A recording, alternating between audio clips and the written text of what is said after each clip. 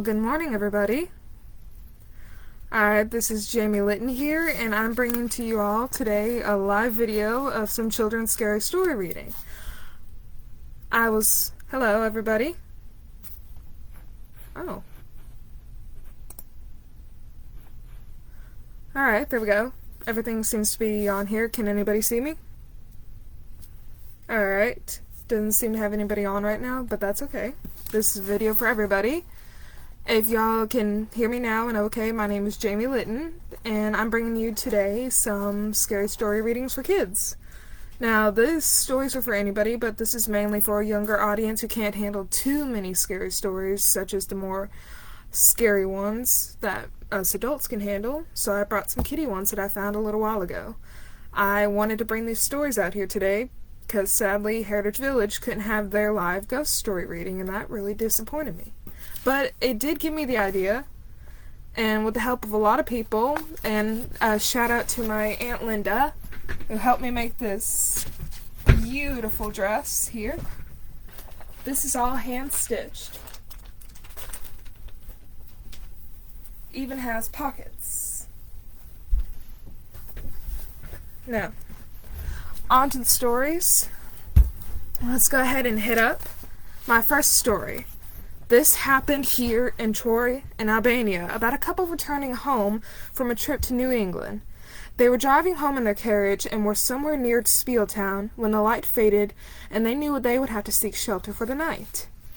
The husband spied a light through the trees and turned the horse into a small lane leading up a hill. A pleasant little house stood on the crescent, and an old man and his wife met the couple at the door. Now, they were in their night clothes and were obviously about to turn in, but they welcomed the travelers and offered them a room. The old woman bustled about making tea and offering freshly baked cakes. Then the travelers were shown to their room. The husband wanted to pay the old couple for their lodgings, but the old lady shook her head, and the old man refused for any payment such for service for their fellow New Yorkers. The travelers woke early and tiptoed out of the house, leaving a shiny 50-cent coin in the center of the kitchen table where the old couple would not miss it at all. The husband hitched up the horse, and they went a few miles before they broke their fast in a little restaurant in Spieltown. The husband mentioned the nice old couple to the owner, and the restaurant man turned very pale. "What did you say the house was?" he asked. The husband described the location in as much detail as he could. "You must be very mistaken," said the restaurant owner. "That house was destroyed years ago in a fire. That killed the whole family." "I don't believe it," the husband said flatly. "Mr. and Mrs. Brown were alive, well, last night." Oh my, okay.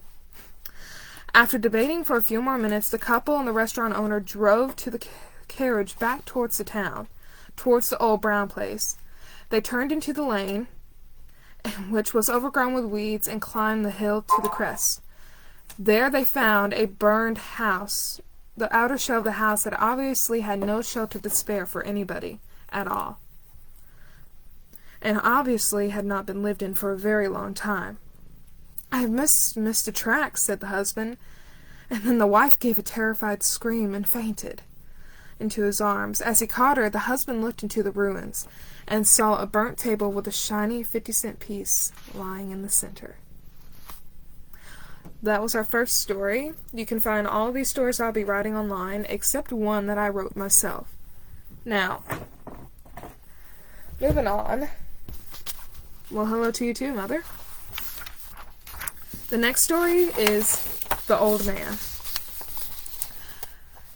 The thing at the foot of the bed that he had seen is pretty much a funny joke tale for anybody to enjoy. There was once an old man who lived alone in a large house in the countryside. He always said he wasn't afraid of anything, but he kept a gun with him at all times for protection. One night, the man stayed up late watching a